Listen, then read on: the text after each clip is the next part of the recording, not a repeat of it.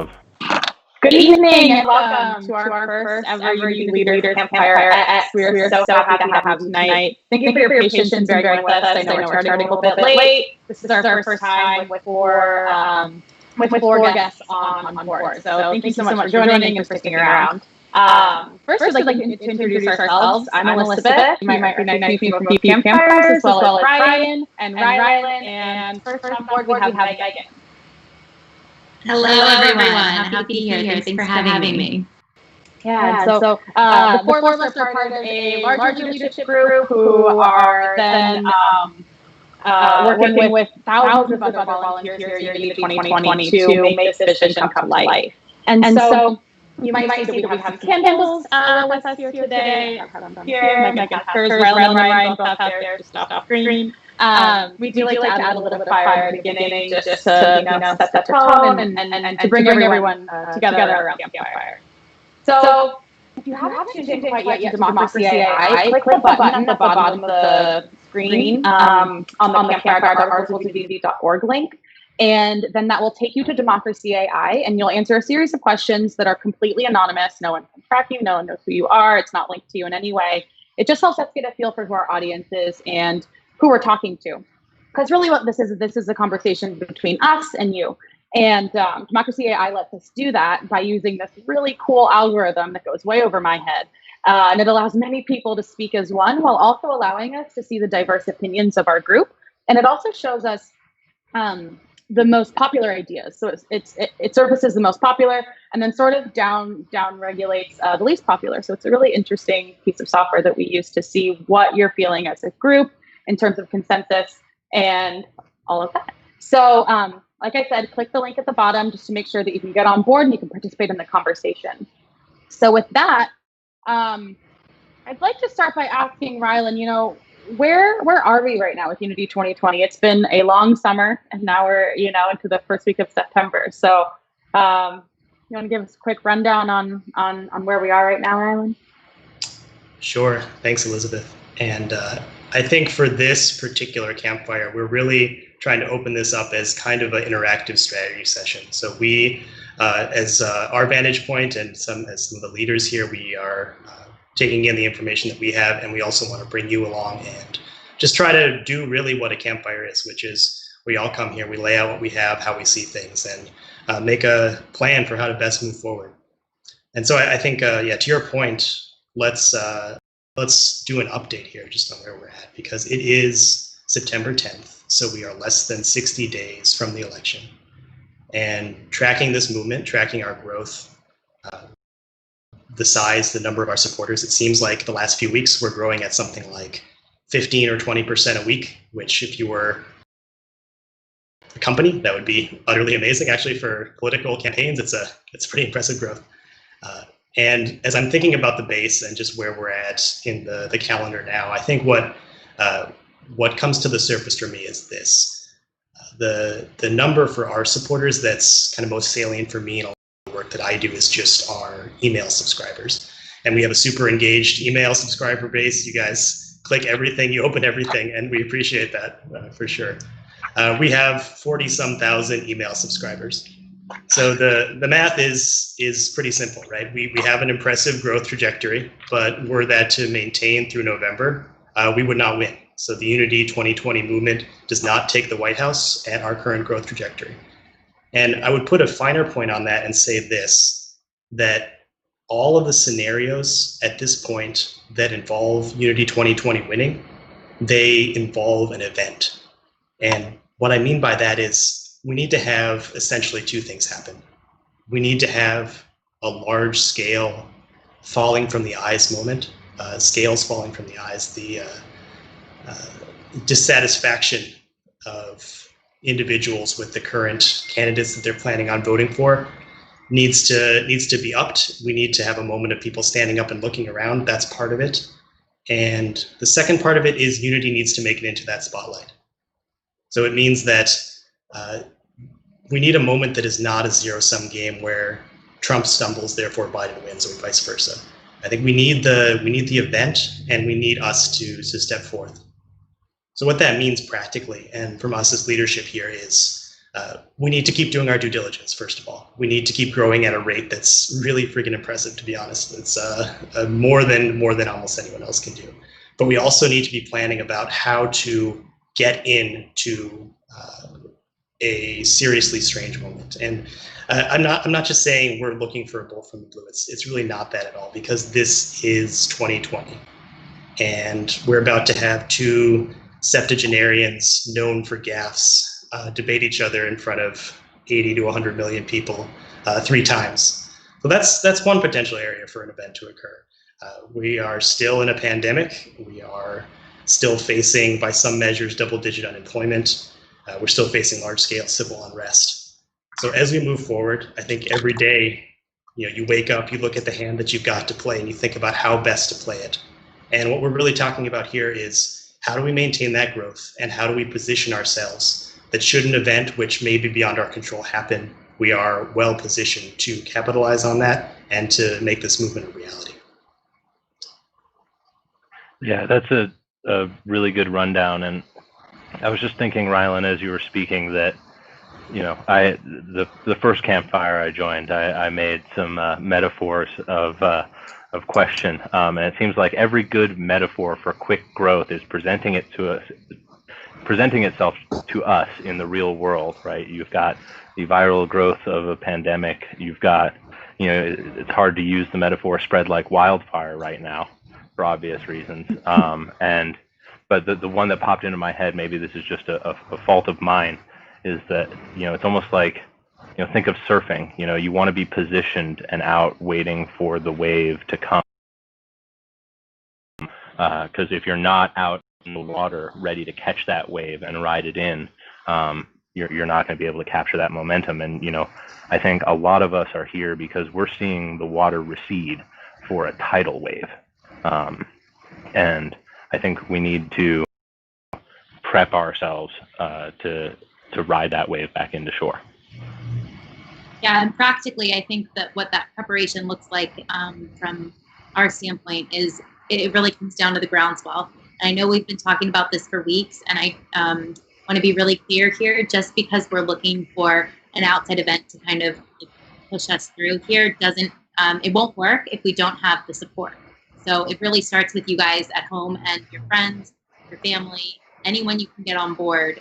That's really what we need now. And so in many ways, you are the most important part of this movement right now. Yeah, absolutely. And I think a big part of what a lot of our supporters have been asking for in the last few weeks has been a ticket and a ballot access plan. And now we have both. And today we're going to go a little bit into both more in detail. First, about the ballot access plan and how, what we're asking of third parties and what it could really mean for third parties to adopt the Unity ticket.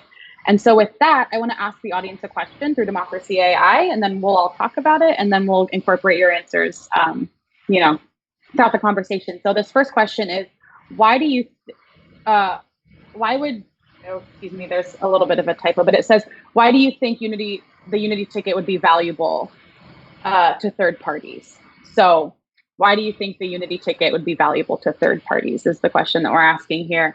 And I'm interested to hear what the three of you think about, what parties that have been entrenched in the system for so long, what they could really see in sort of a newcomer coming in and saying, look, we think we know that we have the answer. I think it's really important for us in our conversations, all of us as volunteers, when we're in the public space, to be thoughtful about our messaging to libertarians and Greens in particular, because those are effectively the two largest third parties.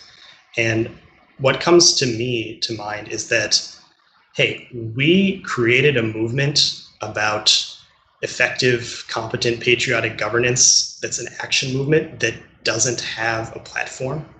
And so we are, in some sense, super political, but also non-ideological. And just think about that for a moment. If to a leader of the Greens or the Libertarians, right? We've got our hyper-engaged 40-some thousand people.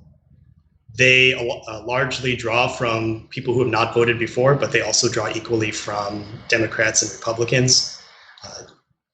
you know better than I do if you're a libertarian or agreeing which of your party positions are popular broadly with Americans.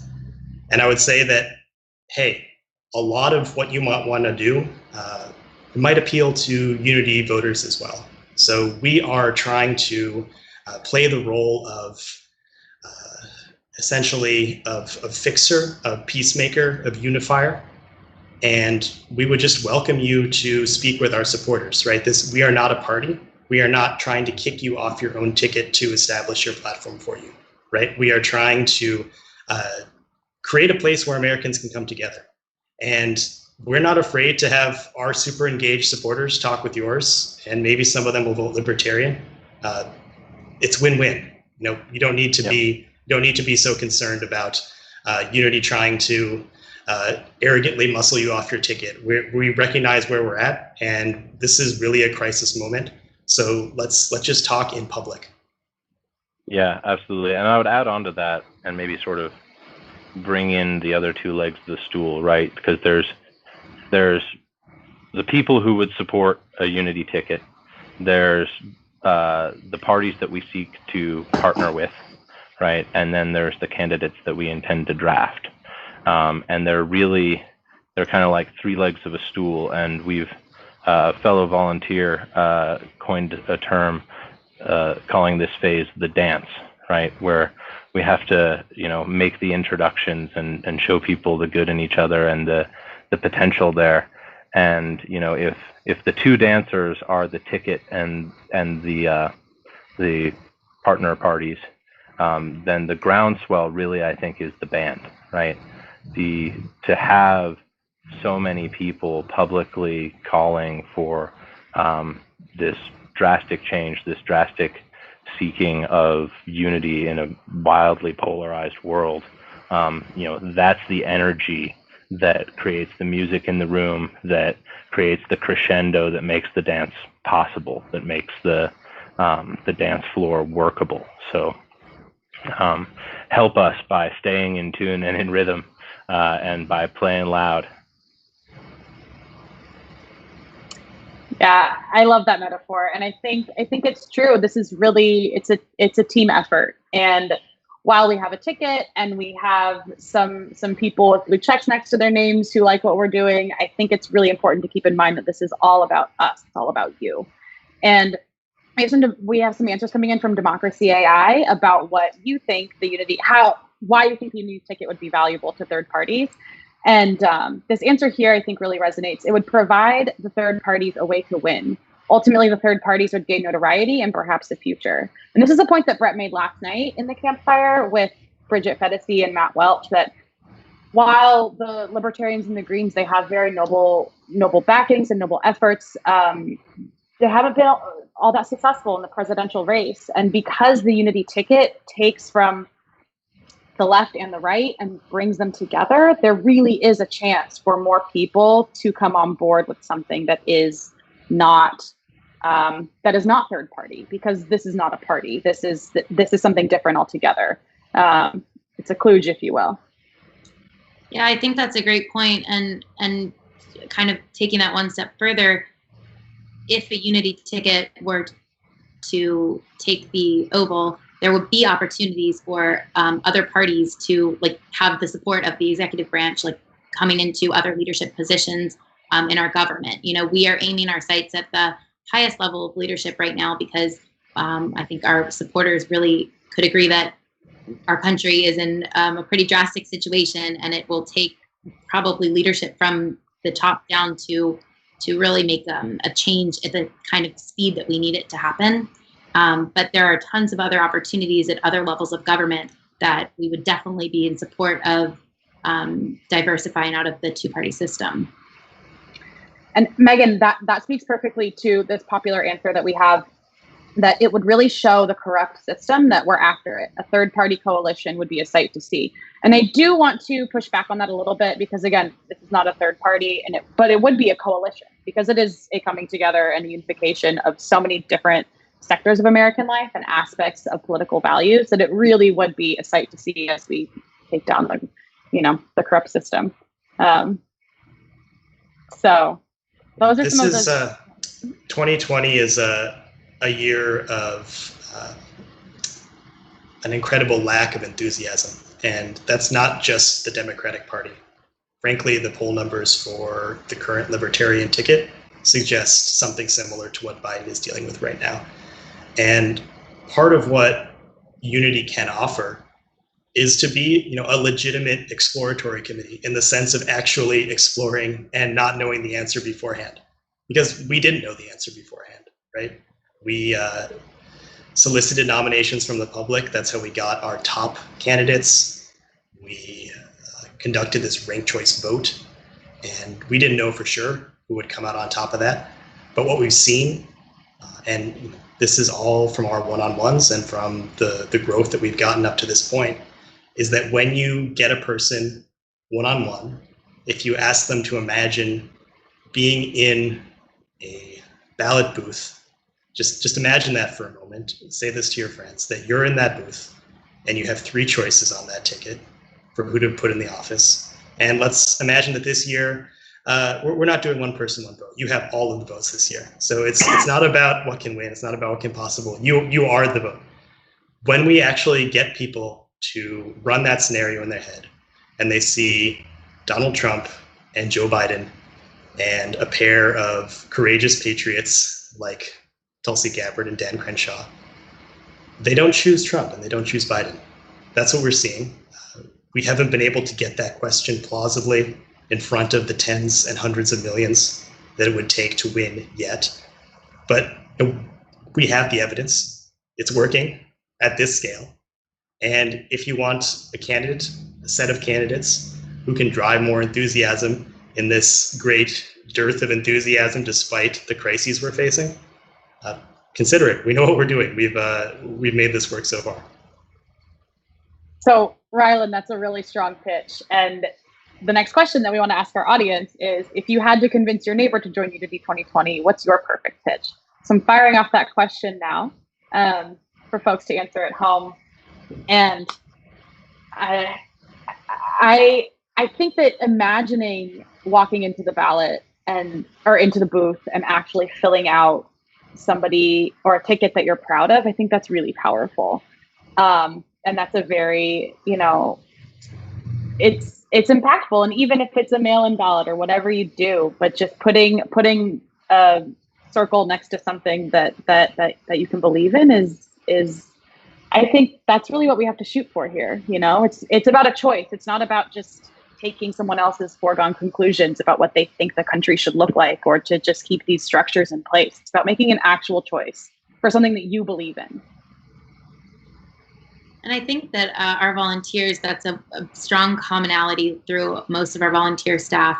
And it's been really interesting to work with people coming in with totally different opinions, a lot of variety as far as, political beliefs and all of this. But one thing that it kind of comes down to is people are willing to work with people that they don't agree with necessarily in order to create something better for themselves, for America.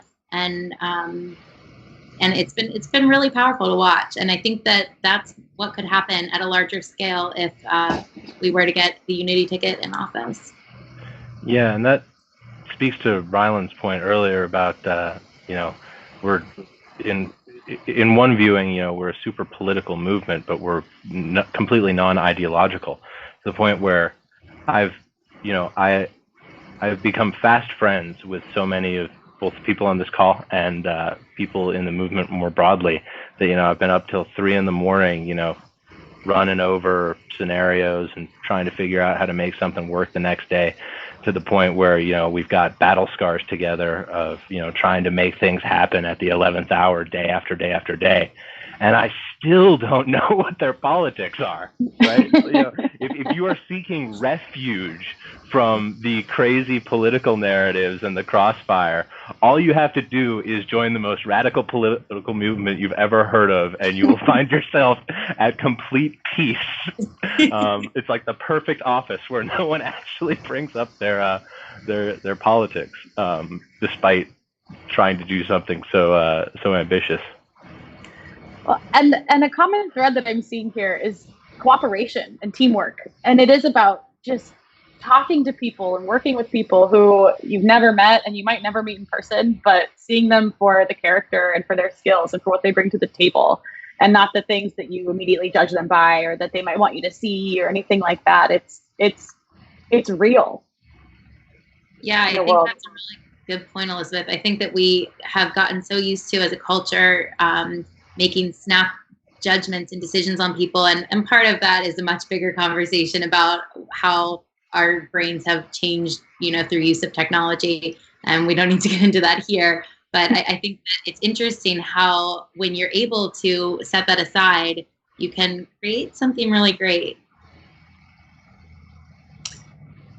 Agreed. And the most popular answer on Democracy AI speaks to that as well. We, the people, have the power and need to use the power to implement change. And it's about agency and choice and cooperation and all these things we keep talking about. But we really do have the power to do this. Yeah, we keep saying internally, we are the ones we've been waiting for. A borrowed line, but a powerful one. And it's resonated really strong within our volunteer base. Mm-hmm. There's something a little strange, right? If we were to take this out of the political sphere and just think me personally, I want to advocate for effective government.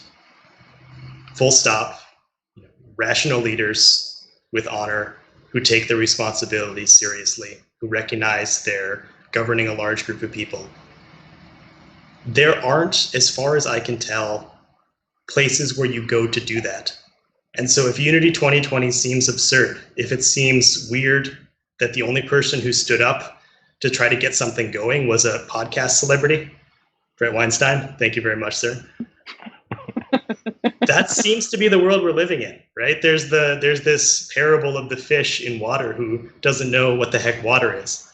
And that's what the duopoly has done to us. Like, governance, leadership, these are actual skills. Character is an actual thing. And we haven't seen it in 2020. Like, I'm not going to say that I know that there isn't honor or decency or honesty in Trump or Pelosi or our leaders. But when I see how they're acting, they do not seem to be interested in the skillful execution of their functions. And that's what we're trying to do here, right? It's ideology is important. I have strong political and philosophical beliefs, but we need to have a place where you go when you just want things to work well. And I'm willing to give on philosophy if it means excellence. Like, we are facing crises and they're not done yet. We're not done with recovering from the economic impact of COVID. We're not done with dealing with COVID yet. And we don't have the leadership. So this is a movement of radical construction. We're not a destructive movement. We are in a race against time startup mode because we don't see anyone else doing this, right? That's part of it. And we want to. Please, if you're trying to do this on your own, come join us. If you've got good ideas, we can join you, right? We are all here to make things work better. And that is the emergency that we face. It isn't actually an ideological emergency. So please, if you're listening, join us. Bring your ideas, and we've got to move forward. Rylan, bring your friends. Bring your friends. Yeah. Rylan, I have to jump on a term you just used, which I just absolutely love. You said radical construction, right? And I think, when one thinks of a radical, right, I think they often think of protester, rioter, or someone on the fringes in various different directions. But I think, similar to the way the political compass, when that sort of emerged into the public sphere, it did something important, which it highlighted the existence of a y-axis, right? It wasn't just left and right, but there was this authoritarian and libertarian bent. And I think, if you could imagine the political compass also going, having a z-axis, or radicalism having a y-axis or whatever, it's just another dimension of that, is constructive or destructive, right? And most people or most of what we observe, and the reason why people don't really like radicalism, right, is because all you see is destructive radicalism, right? You want, the regressive radicals want to repeal laws that have, enfranchised groups that they don't want enfranchised. Progressive radicals want to tear down the institutions because they are systemically unjust, et cetera, et cetera. But I think you hit the nail on the head by naming a constructive radicalism that wants to change and wants to do something so amazing and ambitious. But it's not a matter of removing something that exists today. It's a matter of building something that you see and that you recognize the need for it to exist tomorrow. And that's exactly who and what we are as a movement. That's exactly the project that we're on. And I think that that's the reason why the conversations that we have internally when we're, on the workspace chat are so, they're energizing, right? Because it's not about, this thing that we have to defeat. It's this really cool thing that we're trying to build. It's just amazing. So thank you for calling that out. Yeah, definitely. I like that. I like that phrase. And coming back to our audience, we have two really good pitches here that were popular among our viewers. Both parties are corrupted. We are being played by a two-headed monster. The sooner we vote for what we actually want, the sooner we are liberated from this madness. The longer we wait, the harder it gets. 2020 is the year that anything can happen. I don't know if that's 240 characters, but whoever wrote that should definitely tweet that. And the next one is, we need unity in America right now. We already have enough divisiveness and discord. We already have enough hatred and empty rhetoric. People are sick of more of the same. It is time for patriots to unite and put the country first. I think those are pretty good. Yeah. That really speaks to kind of when Rylan was earlier describing how our government system is working and how our leaders are kind of where their priorities are. I think that that speaks to really what's missing, and it's putting the people first, putting Americans first, putting the best interests of the country first, even if it doesn't always mean your absolute first choice of how we do it. It's better to get 3 steps closer to something than standing where you are, or 2 steps back, even if it's not like your perfect ideal, all the way to the finish line type thing. So I think that when we are looking at our candidates and the nominees that that everyone had recommended, that's one thing that we really looked for was, are these people going to be willing to work in a cooperative leadership kind of situation where they're thinking beyond, just the best interests of themselves or their parties. And I think we got some pretty solid nominees there, and a solid leading ticket, if you will. And on that note, I have another question for the audience that takes us into something else that we want to talk about tonight. Is what would the country look like in the first year of a unity presidency? How would you describe that? And what do you imagine that it could be? So while our audience is contemplating that question, I've been contemplating it a little bit myself. I'm going to take a couple steps back from it. I hate to be motivated by fear, because fear is what's motivating the duopoly itself, right? Fear is this engine that is locking everybody into their corner. So not to be too meta about it, but I do have a fear of my fellow citizens. I have a fear of this engine of antagonism and fear that's being stoked by the two major parties. And I'm far more worried about that between the citizens that might sort of go off the deep end than I am about any specific policy that might be implemented by a Trump or a Biden, right? I'm not crazy about any policies that would be enacted by a Trump or a Biden, but I'm worried about the conflict between people, between my fellow citizens, that we've already seen that civic unrest start to bubble up. We've already seen, instances that hint at or begin political violence. So when I see a Unity 2020 presidency, I'm not focused terribly much on, a specific policy. As Rylan was saying earlier, I've got my philosophies, I've got my ideologies, I've got the things that I would love to see happen at the highest level of government. But what I see a year into a Unity 2020 presidency is I see everyone I know on the right and the left that are currently losing their minds out of fear of the opposing side. When I close my eyes and I see them, I imagine Thanksgiving 2021 being a more peaceful event, right? Mm-hmm. I imagine being able to talk about the news of the day coming out of the Oval Office without having the person on the left and the person at the right at each other's throat, despite being spouses or family members. I see them being able to say yeah, well, my person was in there and your person was in there, so I trust that they found a nice compromise, and I see that sanity rippling through the citizenship, and I think that's the most valuable thing, right?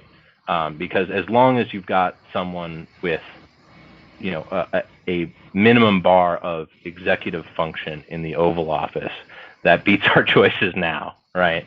But the most important benefit is a peaceful Thanksgiving dinner in 2021, where your radical leftist uncle and your right-wing aunt are actually, so they're at least content. They're both content enough with the occupants of the Oval Office that they are not driven to avoid each other and to fight each other over the Thanksgiving table.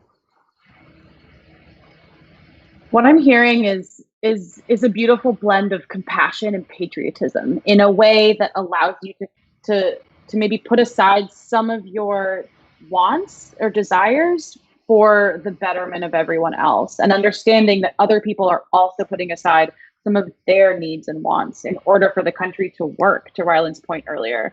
And I think that's what makes a Unity presidency so special, is that it does recognize that we're all making sacrifices here. Not everyone is 100% happy, but if we can all be happier than we are now, and we can have Thanksgiving dinner and not hate each other, I think that is really powerful. And that's really what it comes down to, because yes, we are, we're going for the highest office in the land, and it's a big bite to chew, but at the end of the day, it's about the personal and the familial interactions that we'll have with each other after that, before and after November 3rd. Yeah, I think it really comes down to trust. Both parties have really lost the trust of Americans on a pretty large scale, and to see, even if the Unity ticket brought candidates that are associated with either party, the cooperation and working together and putting the interests of the people first, I think that goes a long way in regaining trust, and kind of that can be carried through, right onto the personal level. But also, I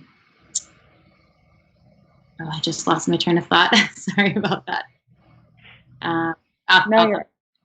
Yeah, I was going to chime in with some of the audience's answers to that, and this one is interesting. I'd like to hear your guys' take on it. Hopefully, it will look a lot more like a business and adult-like, and a lot less performative. That was one of the most popular answers that we got.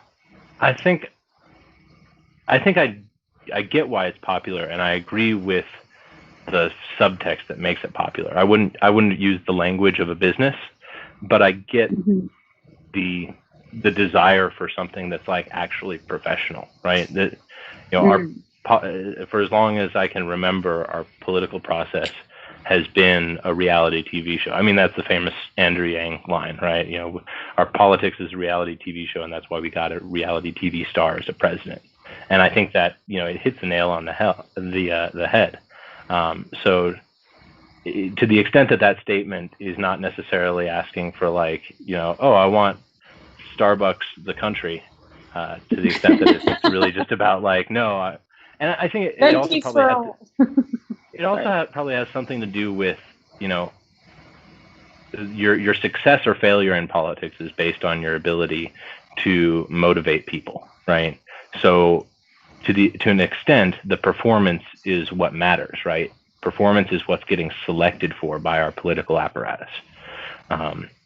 And whereas in business, you are subject to a different set of constraints. You're subject to the actual, that the machine of your company actually operates at a profit instead of a loss, right? You're subject to that real world feedback.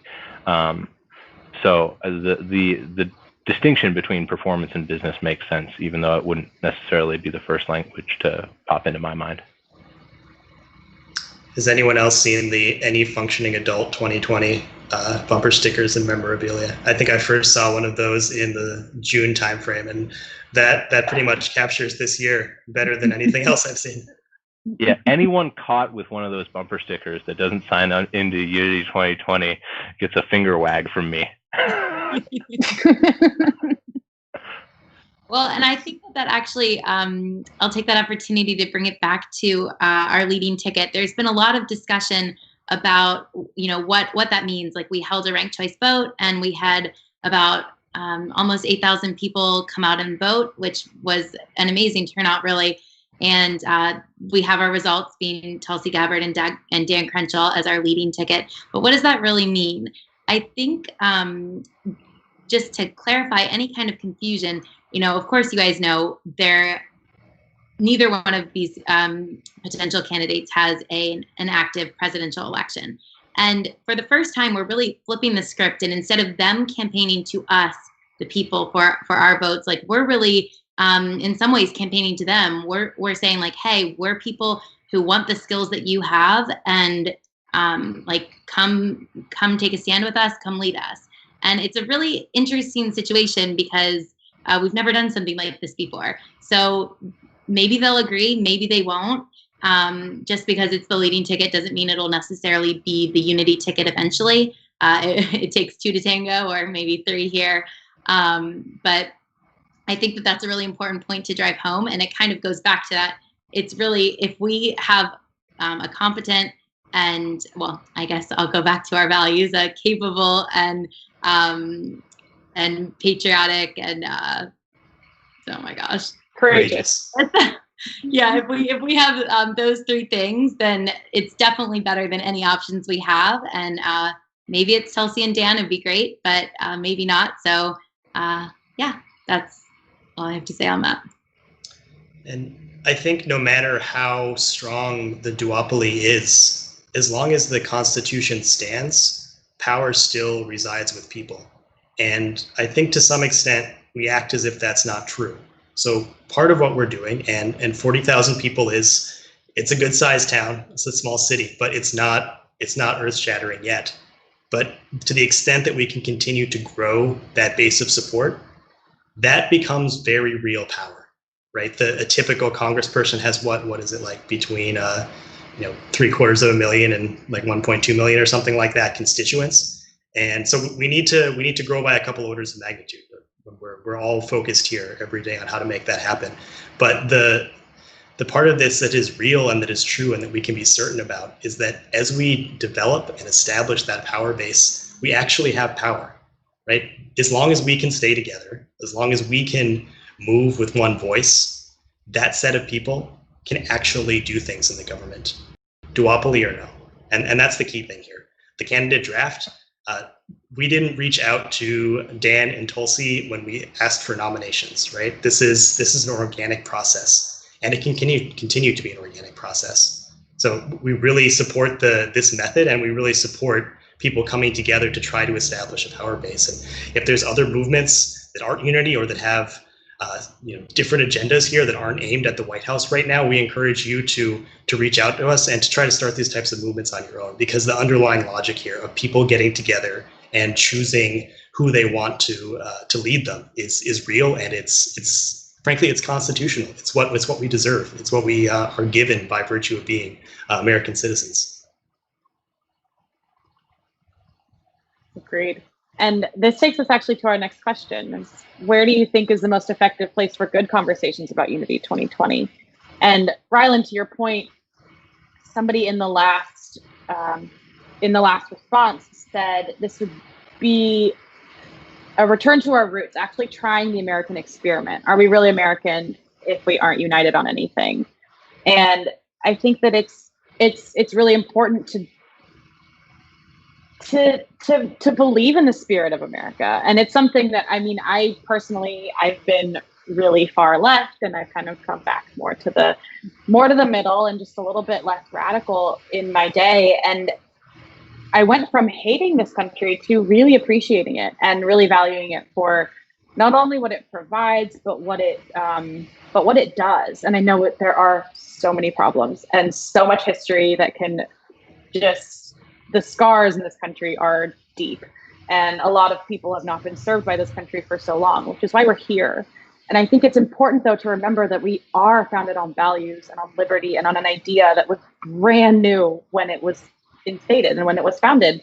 And so is this. Unity is something new. We are trying to we're trying to pull our roots and plant ourselves somewhere new, because the world is changing rapidly, and we need to be able to adjust, and we need to be able to come together around something good and something new, and also something that we all find a common ground in, which is this American heritage. Absolutely. There was a thought I had about, it's the 10th of September today, right? So we all know what tomorrow's anniversary is. And it occurred to me that I was in middle school at the time. And in the days and weeks after that, we were together in response to a crisis, right? And that was an acute crisis. But I remember going to my printer and printing out an American flag, and taping it to my middle school locker, and seeing a lot of other kids were doing the same. And then we had the war in Afghanistan, and then we had the war in Iraq, and somewhere in there was the Patriot Act, and there was this sense, as anyone can tell by my hair length, I also come from the left. So there was this sense that, especially the Bush administration, was, overreaching in response to this crisis and sort of milking it for years and years and years. And, growing up in that milieu, and then, having some hopey changey feelings with Obama, and then seeing the more or less things were business as usual still. Whether I was in a leftist mood or not, it was uncommon to even, it seemed silly to consider yourself a patriot. Like the word patriot had been sullied, where it was either a cartoonish sort of thing that like no one would say seriously about themselves or anyone that they admired, or it was even considered, it was sinful to be patriotic. It got confused with nationalism, right? And if someone declared themselves a patriot, you would automatically presume that what they really meant was that they were a nationalist. And the most critical, I remember hearing Bret Weinstein say competent, courageous patriots.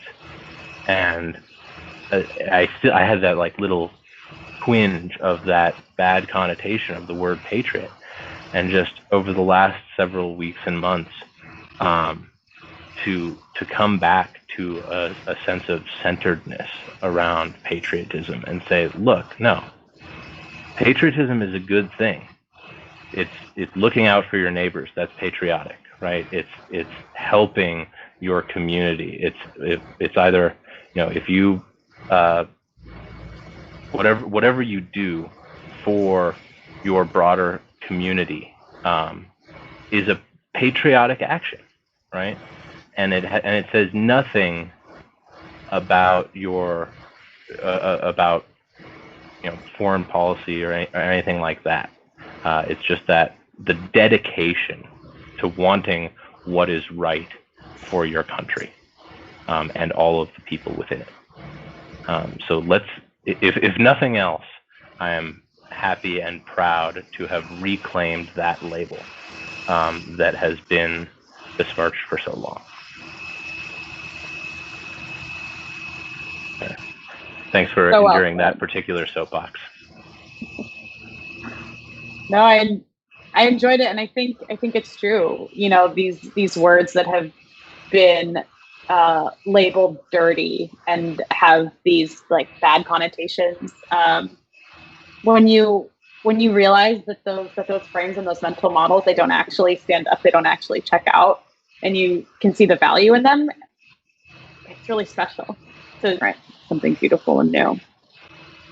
Sure. And go ahead. I was just going to say, you can really take that back to the root of what it was supposed to mean, what it's always meant, but before media or the two parties have kind of put their brand on it and trained you, for lack of a better word, to think of it in a new light. So to kind of really strip those things away and get back to the core of what those things mean, it's really important. Yeah. Just to add on, I know I started this, so it seems selfish to add on to my own thread, but there's other terms that I actually really want to take back again, right? Like, I want to take back social justice, right? Social justice has become something bandied about by everyone, whether they're for or against it. When the straightforward meaning, everyone should be for it, right? Like it's pro-social and just and fairness, and that's we should all be advocating for. But it seems like so many critical terms have been co-opted by cynical factions, right? And I think we all need to take a part in reclaiming the real meanings of those words, the positive meanings of those words, and not let them be, Disneyified or co-opted by the political equivalents of giant megacorps, right? Just to water them down and use them to sell whatever they're selling. Totally. The same with diversity and inclusion and these words that are so important and essential to functioning together and cooperating. Yeah. Let's do it. We'll do it. So this question that we asked the audience, where do you think is the most effective place for good conversations about Unity 2020? We got, with big time mainstream influencers and those who don't tend to vote. So that's an interesting separation and distinction. Then we've got, of course, Joe Rogan, morning shows, with the Green and Libertarian Party leadership, person to person. So after, those are the top three answers. It's, big time influencers and those, and then just having the conversations that we keep talking about with people face to face, maybe Zoom to Zoom. I don't know where we are, what state you live in, but I'm really surprised actually to hear that from our audience. I was expecting to hear more about their personal interactions or their personal kind of experiences, like how they've engaged. Maybe it's a fault of the question, but also it's interesting that people are looking out to these other places to have these conversations, when I think the most powerful place is like right at home, right with your friends, like in your own circles, and building out, of course. But yeah, that's interesting. Yeah, I'm almost tempted to see if we have enough time to ask a round two of this question, saying, within the person-to-person realm, that's what I'd really like to know. Where is it the kitchen? Is it the bar? Is it the coffee shop? Is it the soccer field? Is it the church? Is it the library? Where? And it could even be more broadly than Unity 2020 itself. There's the domain where there's chit chat and there's small talk, and maybe that's sort of what I'm getting at here, right? There's the chit chat, small talk, water cooler domain where you talk about Netflix and you talk about the weather, right? But what's the domain in your life where you can talk about serious, momentous things? Like where do you go when you need a sounding board? For the subject matter at hand, it's Unity 2020, right? But I think the answer is the same, whether you're talking about, is it the right time to have a kid? Should I go to grad school? Where do you go to have those sorts of conversations? So the question I'm going to pose is, and Megan, sorry not to interrupt you, but I'll just ask and then people can answer, is where can you connect with people on a deeper level and share ideas? Does that sound good? Yeah. Sounds great. And I just have, one comment to the audience. If you don't have a place or you don't have a group that kind of serves this purpose in your life for you, let us know as well, because if that's absent, if it's missing in your life, that's just as important to know, because we need to build that. Like it's completely just, I don't know, it's critical to just us being as humans, I would say. And I think Unity has been a place for many of our volunteers, to do that and even build off of the day-to-day of the actually organizing the movement. But there's certainly ways to build it all over the place. So. Step one is to go to discuss.articlesofunity.org. We do have some forums set up, and we actually have some geolocation-based threads or topics. So if you are looking to transition from finding people on the internet to talk to Unity about to finding people who you might actually be able to work with socially distanced but safely in person, that is the place to get started. Yeah, we were going to bring this up later, but I think it's a good time, actually. We have had many local chapters start organizing, and there's a ton of enthusiasm around that in our volunteer base. It's been really inspiring to watch. And as people are organizing, they're looking to us for some guidance, but coming up with a ton of their own ideas and getting really creative with it. One thing that happened just this last week, I'm going to shout out to the San Diego chapter here, because they started their own campfires, I guess loosely modeled off of what we started here, but it seemed more of a discussion because I think just with having less people, you can do it that way. And they've called them community campfires, and they have their first one on Zoom, and I think their next one's going to be in person. So if you are in the San Diego area, check it out. If it sounds like something you'd enjoy and you want to start something in your city or see if something like that's already going on, get us on Slack and we'll support you any way we can to create those spaces. Definitely. I was going to say there's something a little bit strange actually that I'm wrestling with, in that we are a movement born on the internet, and yet there's this deep truth about the internet that it is a space of ridicule, in that the thing that is optimized for, upvoted, and amplified on the internet are deeply negative messages. And I've been wrestling that because of this particular question here of where do you have good conversations about this kind of thing? And we are attempting to build that space, and we're also asking you. I think it's we're going to try to role model it, but we also we came to Unity because we didn't have it in our lives or enough of it. I think that's the underlying thing here. So where the conditions for a good conversation, I think, are having a set of rules or incentives that's very different from the internet. In other words, it's a space where you can try things out and make mistakes and have no consequences for that. It's a space where we're recognizing that no matter what, we are in a cooperative game. Like there's nothing you can do in a Unity conversation that makes you not part of us, because we're trying to save this republic. And I think that's however you find that, I'd love to hear the answers here, and we'll have Elizabeth read them. But that's also what we're trying to build. Those, I think, are the conditions for what makes a good conversation. Mm-hmm. Yeah, and one of these answers is it's not a place, it's a moment recognized, which I think is a really beautiful way to put it. Mm-hmm. And yeah, some more practical, or maybe not practical, but more tangible places that people can connect that we're seeing. Churches, sports groups, beer garden. I see you over there.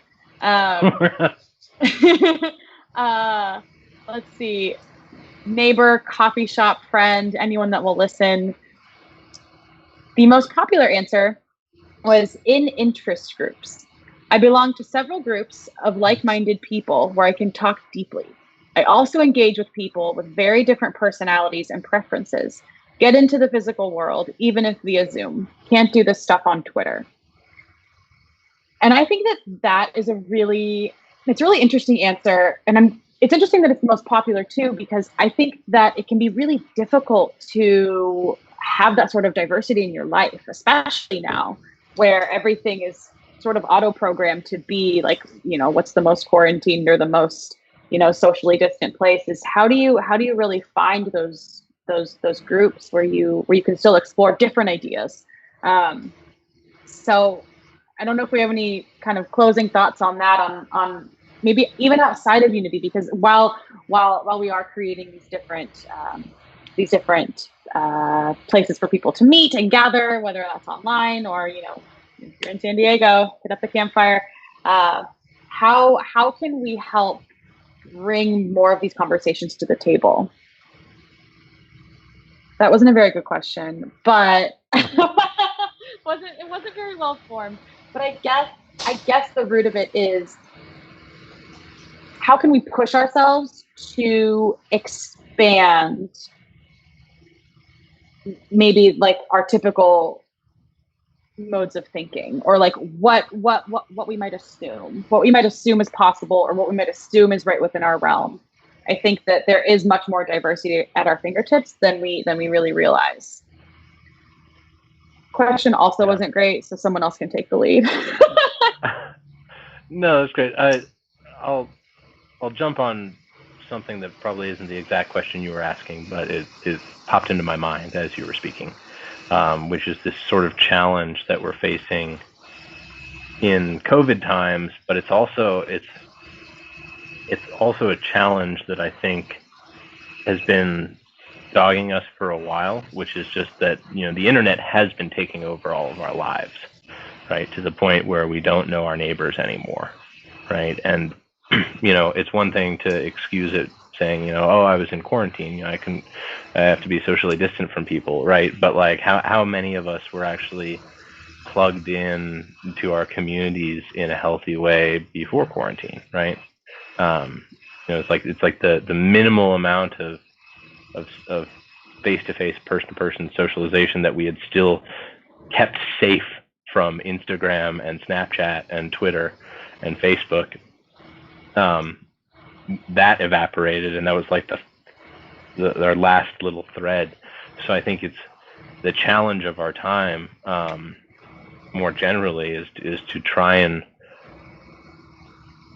in losing it all, like in going to zero in face of COVID, right? I think that has been a wake-up call to a lot of people, how necessary it is, right? Because when you had just a little, it was sort of, you were on social life support, right? But I think a lot of people, like, now that they've had a taste of being completely cut off, they realize how important it is. And so if our response could find a way to not just get back to where we were, where we're sitting, there's 5 of us sitting at a dinner table and we've all got our phones open, looking at it, despite the fact that we're supposed to be eating a meal together. If we can hopefully overshoot that back into real person-to-person engagement, that would be great. It's,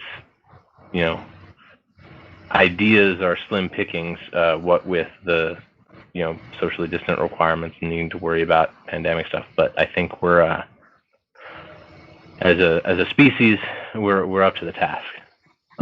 I think everyone just needs to sort of be innovative. Go play tennis. Tennis is socially distanced. You can shout at someone across the court.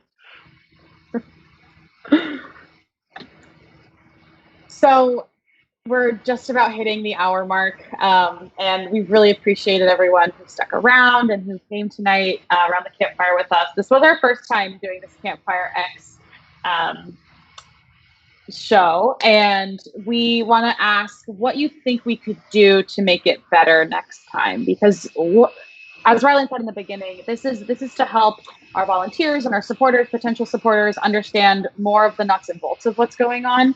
The Wednesday Campfires with Bret and other guests are really great for understanding the broader context of what's going on and to hear opinions of people who have big followings.